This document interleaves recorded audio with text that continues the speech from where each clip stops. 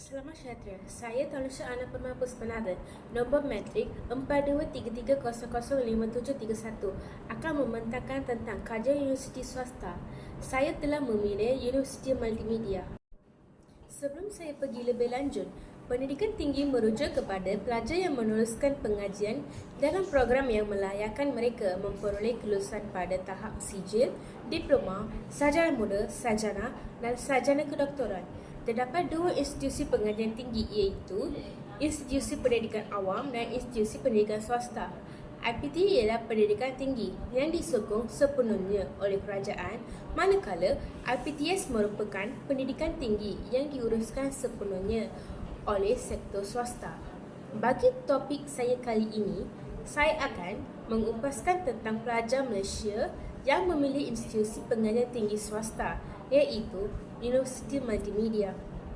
Universiti Multimedia ini merupakan institusi swasta yang telah menunjukkan perkembangan yang menarik dan telah mendapat perhatian khususnya daripada Kerajaan Persekutuan sepanjang tempoh yang dinyatakan. Penubuhan IPTS di Malaysia juga telah mempengaruhi kemajuan sistem pendidikan negara dan telah melahirkan ramai graduan berkualiti tinggi yang mempunyai kepakaran dalam pelbagai bidang pekerjaan. Ini merupakan logo Universiti Multimedia. Universiti Multimedia Seri Berjaya merupakan universiti swasta yang tertua dan pertama di Malaysia yang menawarkan penyelidikan penuh dalam bidang teknologi dan multimedia. Universiti ini memfokuskan bidang teknologi dan multimedia di dalam pemilihan khusus yang ditawarkan. Universiti ini juga mempunyai kaitan dengan kerajaan kerana mempunyai kaitan dengan Telekom Malaysia. Universiti ini telah ditubuhkan pada tahun 1997 sebagai Universiti Telekom dan kemudian ditukar nama kepada Universiti Multimedia pada tahun 1999. Seterusnya, Universiti Multimedia ini bukan bermula sebagai universiti tetapi sebagai Institut Telekomunikasi dan Teknologi Maklumat (ITTM). Universiti ini telah pertama ditubuhkan di bekas Pejabat Wilayah Utara Telekom Malaysia dan mempunyai 42 orang pelajar yang dipilih untuk mengikuti program Diploma Kejuruteraan Telekomunikasi selama 2 tahun melalui kajian. Selain itu, Institut Telekomunikasi dan Teknologi Maklumat diberi status universiti dan dinamakan semula sebagai Universiti Telekom. Setelah mencapai kata persetujuan, Telekom Malaysia ditawarkan untuk menubuhkan sebuah universiti dan telah berjaya menubuhkan kampus di Seri Berjaya pada 8 Julai 1999. Hubungan kampus Seri Berjaya dan MSc telah menyebabkan penukaran nama Universiti Telekom kepada Universiti Multimedia. MMU diketuai oleh Chancellor yang telah dilantik oleh Lembaga Pengarah. Chancellor MMU iaitu Tun Dato' Seri Zaki Tun Azmi berperanan untuk menguruskan hal ehwal akademik dan pentadbiran di MMU. Beliau juga merupakan seorang ahli Lembaga Pengarah bersama-sama dengan wakil dari Telekom Malaysia. Seterusnya, Tan Sri Dr. Zakri Hamdul Hamid telah dilantik sebagai Naib Chancellor dan beliau berperanan untuk menguruskan hal ehwal kampus. Beliau juga merupakan Dekan Fakulti yang mengawal program akademik di MMU. Terdapat 3 orang ahli utama Lembaga Pengarah, antaranya ialah Balasingam A. Namashivayam, Sarina Abu Bakar dan T.S. Nur Mod Helmi Nong Hazmi. Bagi fasiliti di MMU, terdapat banyak kemudahan yang diberikan kepada para pelajar, antaranya ialah hostel. Hostel yang disediakan di MMU memberi kemudahan kepada para pelajar untuk pergi ke kuliah tanpa memikirkan jarak perjalanan yang jauh. Selain itu, fasiliti seperti gym dan kolam renang turut disediakan untuk pelajar. Perpustakaan juga disediakan bagi mengulang kaji pelajaran dan selesa. Seterusnya, klinik di MMU disediakan untuk mendapatkan sebarang rawatan. Akhir sekali, masjid dibina di dalam MMU bagi umat Islam menunaikan kewajipan iaitu solat. Masjid ini juga boleh digunakan bagi program ceramah yang diketuai oleh para pelajar atau MMU. Pelajar tempatan. MMU mempunyai dua kelompok pelajar, iaitu pelajar tempatan dan antarabangsa. MMU telah menawarkan kepada pelajar tempatan 6 program pengajian di peringkat program asasi, iaitu perniagaan, perakaunan, kejuruteraan, teknologi, maklumat dan komputer sains, multimedia kreatif, komunikasi, gunaan dan undang-undang. Bagi program di peringkat diploma pula, MMU telah menawarkan 6 program pengajian.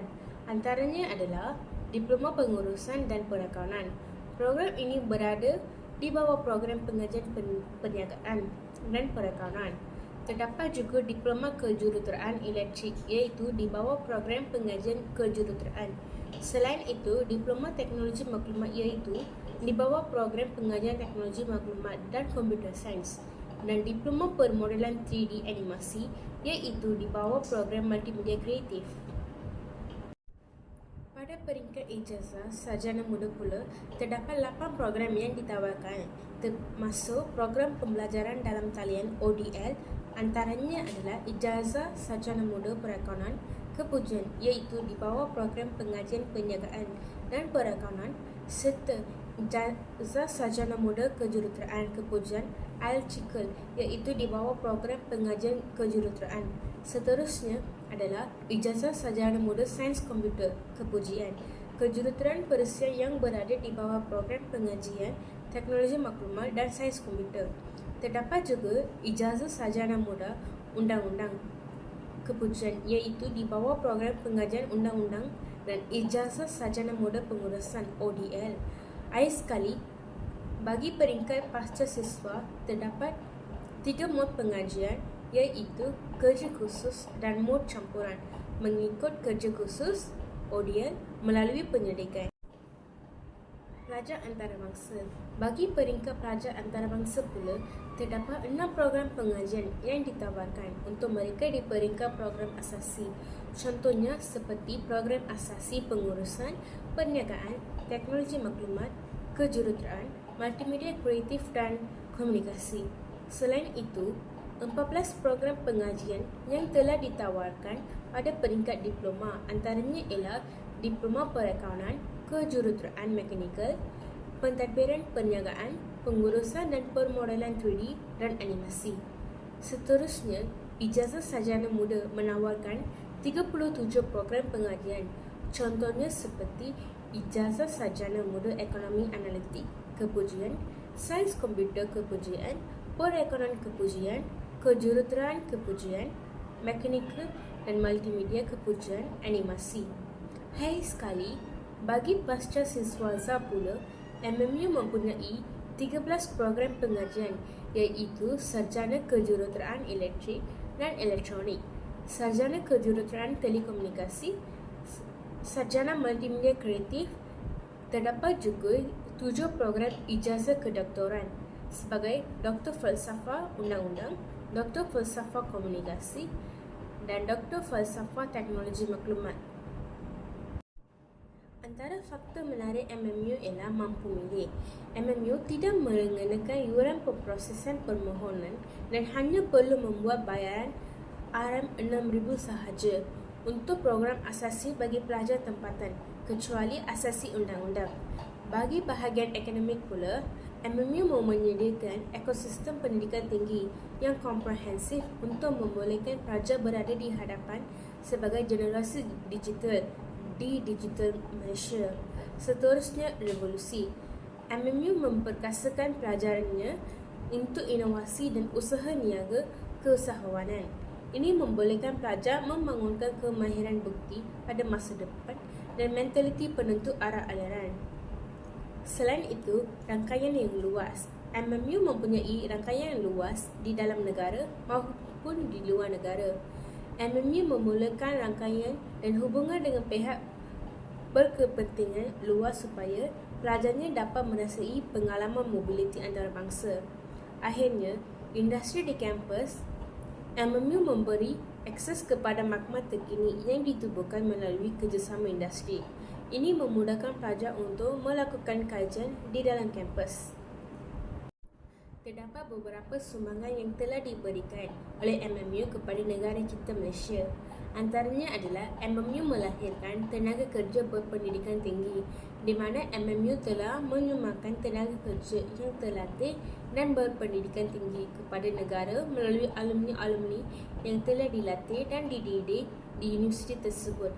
Mereka telah menyumbangkan kepakaran dan kebolehan mereka kepada pelbagai industri di Malaysia. Selain itu, MMU turut menyumbangkan pendidikan dan inovasi dalam pendidikan. MMU telah terlibat dalam pendidikan dan inovasi dalam pelbagai bidang. Sebagai contoh, dari segi teknologi maklumat dan komunikasi, kebolehan buatan dan kejuruteraan. Sumbangan ini amat penting dalam meningkatkan daya saing negara dalam arena global dan juga untuk memacu perkembangan ekonomi negara secara drastik. Seterusnya, MMU telah memberikan pendidikan yang berkualiti tinggi. MMU sentiasa menyumbang kepada pembangunan modal insan negara melalui penyediaan pendidikan berkualiti tinggi dalam pelbagai bidang seperti subjek sains, teknologi, kejuruteraan dan perniagaan. MMU turut menyumbang dalam perkomersialan teknologi. MMU telah menyumbang kepada pembangunan ekonomi negara dengan mempercepatkan perkomersialan teknologi dan penemuan baru melalui kerjasama dengan industri dan usahawan yang berpotensi. Akhir sekali, MMU menyumbang dari segi penglibatan diri dengan komuniti setempat. MMU seringkali aktif dalam program yang melibatkan komuniti yang boleh membantu dalam meningkatkan taraf kehidupan masyarakat setempat dan juga memberi sumbangan kepada pembangunan sosial dan ekonomi di negara. Sekian pembincangan saya. Semoga memberi manfaat. Terima kasih.